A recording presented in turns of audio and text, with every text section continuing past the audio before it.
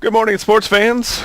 Lincoln and Logan County, you're in the cheap seats, 96.3 FM and WLCNonline.com. We are here at the Christian Village. The Christian Village is Lincoln's only faith-based retirement community and is the area's leader for senior living and healthcare services. The Village provides quality, compassionate care in a loving Christian environment. They offer a wide array of living options for older adults, such as independent living, rehabilitation, skilled nursing, and memory care. The Christian Village, located at 1507 7th Street in Lincoln, a community of passion. Josh Komnick here, and my resident baseball Cardinal expert is out today. So we've got the man who's filled in a little bit for me, and a sports entrepreneur himself, Mr. Scott Kirby. Kirby, thanks for stopping in today. Well, thanks for having me. No problem. Jake is out on some business, and but he'll probably try and call in after that Cardinal win last night, which we're going to talk about and get into for a little bit today. As I turned it off in the 8th inning after the Nationals got the 2-run lead, I think it was. Yeah. This is over. I'm going to bed. I'll find out in the morning. Well, much to my surprise, and not a happy one, the Cardinals were a winner last night.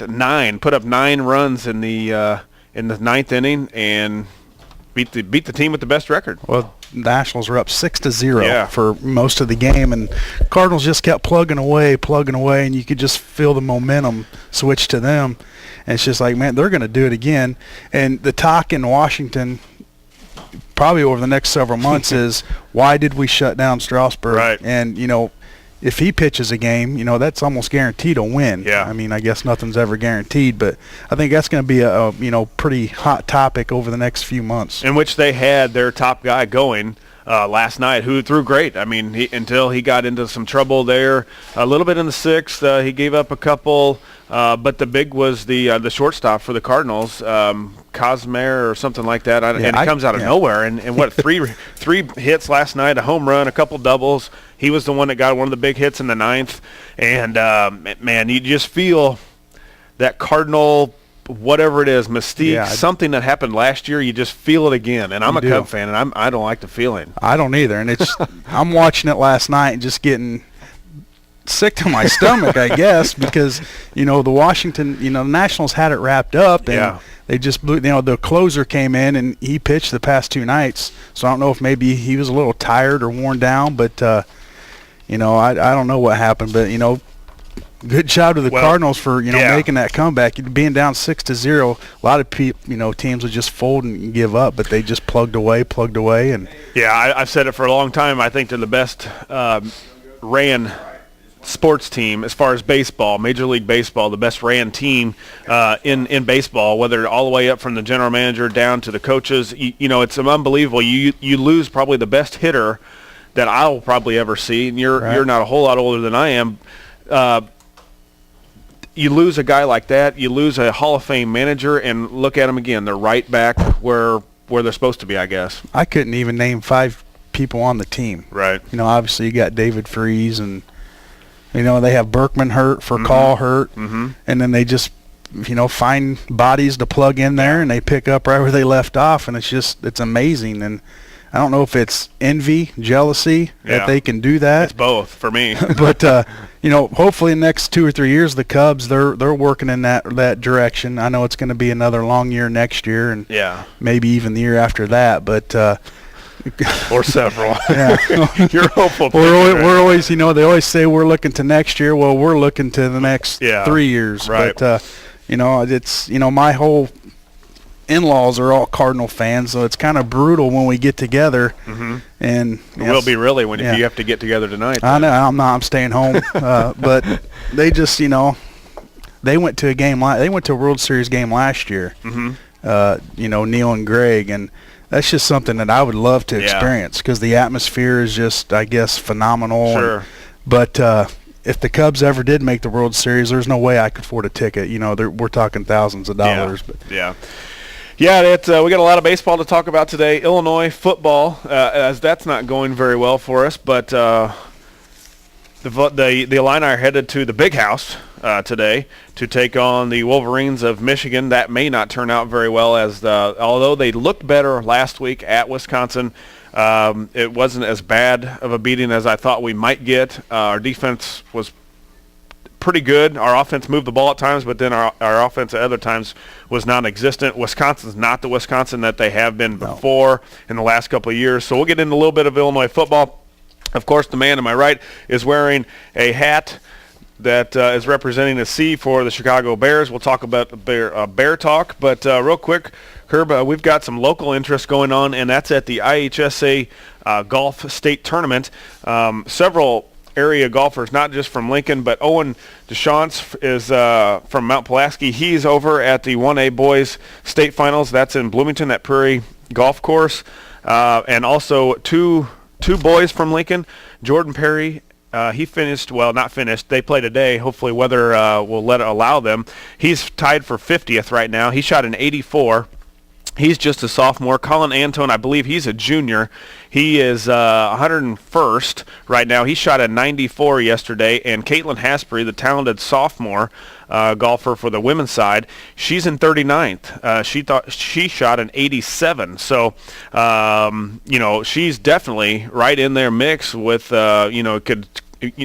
a top 10. You get a day like this. If you start early and the weather just keeps getting worse, you may have a chance to move up a few spots. Right. These aren't ideal golfing conditions. Rainy, about 50 degrees out. Yeah. They're probably all bundled up in sweatshirts, and I'm sure that does affect your backswing. And I'm not much of a golfer, but I'm sure it does affect them a little bit.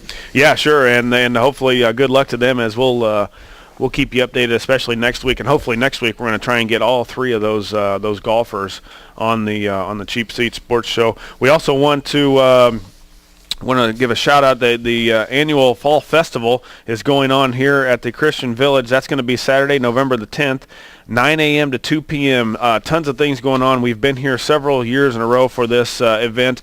Pumpkin and face painting, fall family portraits, cotton candy, craft and bake sale, live music from 11 a.m. to 1 p.m. They've got chili or a pork chop meal from 11 to 2. Hayrack ride, door prizes, and tours of here at the Christian Village. Again, that's Saturday, November the 10th, 9 a.m. to 2 p.m. We've been here. It's always a lot of people here showing out, and usually great weather. So come on out here to the Christian Village for that. Also, the Christian Village would like to thank the following fine sponsors for donating great door prizes for the annual Fall Festival to be held Saturday, November 10th, 9 to 2. Maddenley Automotive of Atlanta, Kroger's, Thornton's, Woodlawn Car Wash, Magical Nail, First Walk, Walmart, and Lincoln and Mason City IGA. And for a minimum donation of $10, you'll be entered to win a 5 cubic foot deep freeze donated by McIntyre Appliances in Lincoln. You can also join our Cheap Seats Live Saturday morning sports show the morning from 9 to 10 also, and be here and listen to the best sports around. A special thanks also goes out to the Pumpkin Patch out at Gale's Pumpkin Patch for the pumpkins for painting, and Punky's Creations for providing the photography. Curb, let's take a quick commercial break here, and we'll be back. I know we're going to have Coach McDonald in after a tough one for the Railers last night, but let's take a quick commercial break. We'll be back here. You're in the Cheap Seats, 96.3 FM and WLCN online. Where did you pull that one out of, Jim? Techno. Yeah, he's getting it ready. He's a Cardinal fan. Look, he's got the short shirt on. He said he went to bed last night, which, man usually wakes up about 3 o'clock in the morning.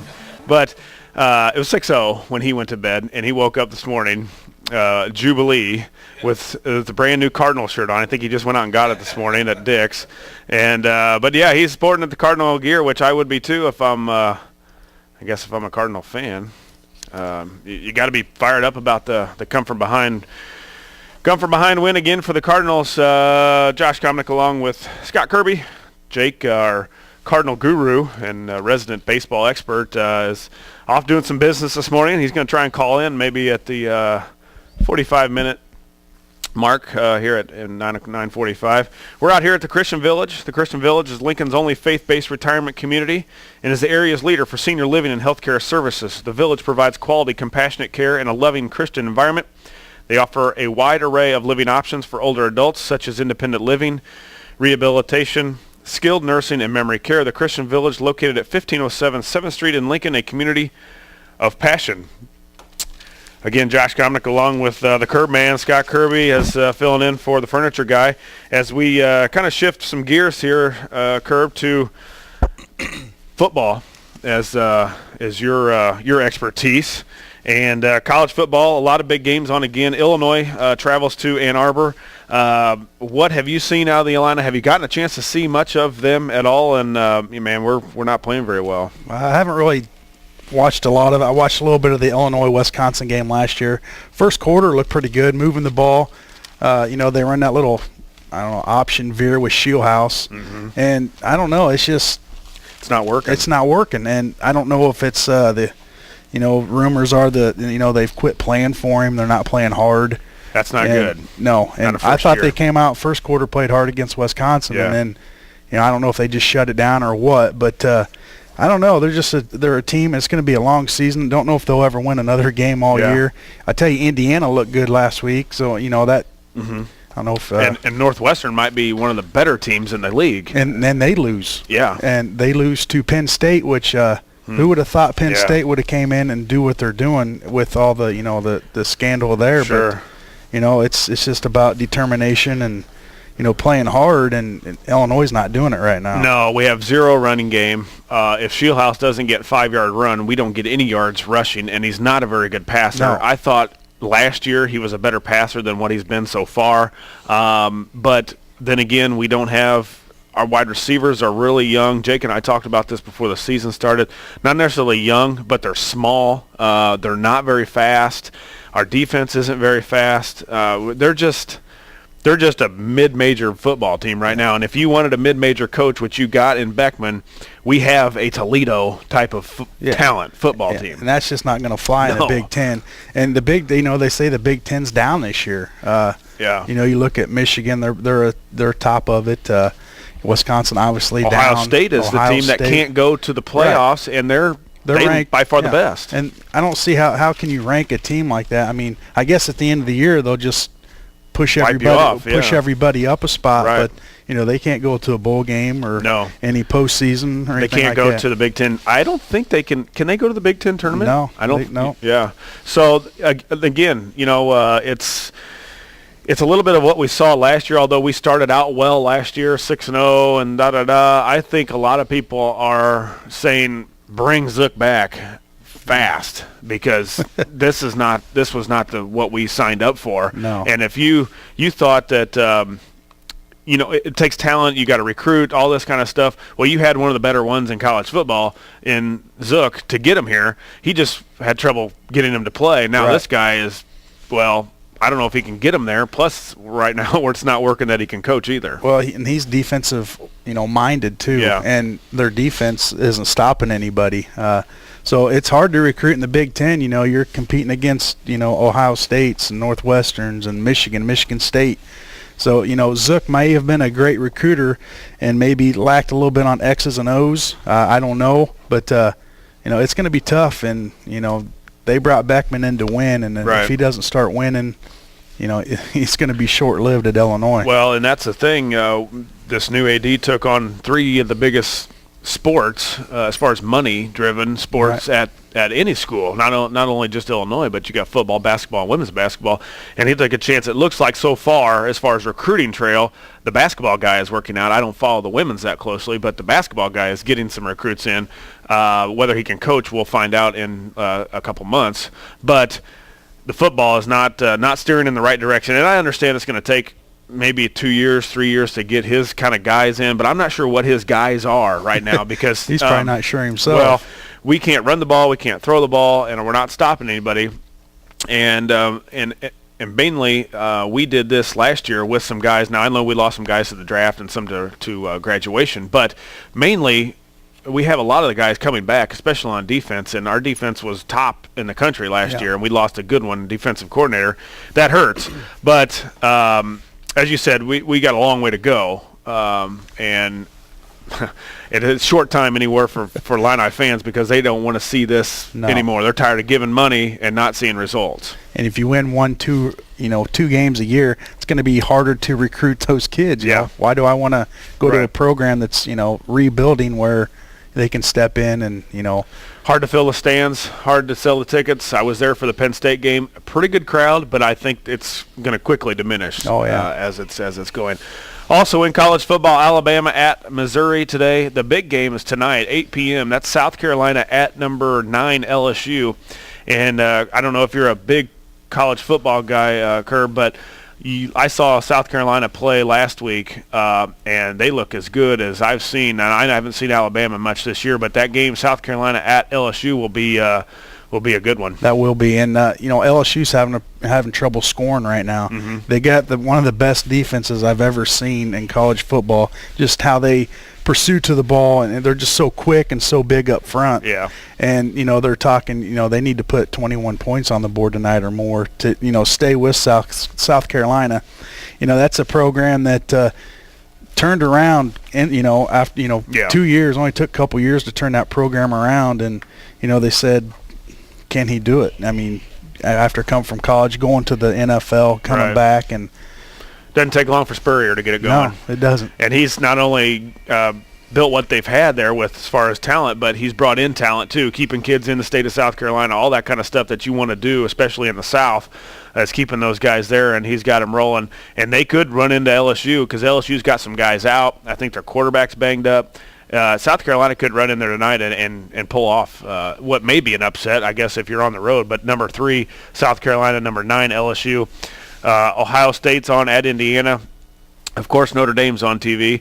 That's Notre Dame and Stanford, number 7 versus number 17. So a lot of good games. I'll tell you what, West Virginia, if you like points, I want to see this national championship. Oregon against West Virginia. There'll be 150 points put on the board. It would. I watched both those teams last week play, and you can't turn it off. No, and they're up and down the field, and they're fun to watch. They are definitely fun to watch. There's not a lot of defense going on there, but Illinois, of course, Michigan, 3:30 today. They travel to Ann Arbor, 25-point dogs. So that's a lot of points to make up. Those experts don't put those lines out for nothing. No, they know what they're talking about. And if it's 25 points, I'd be shocked. It could be that first half. Well, and they can't stop Mr. Robinson for very long. He's just too fast for the Illini defense.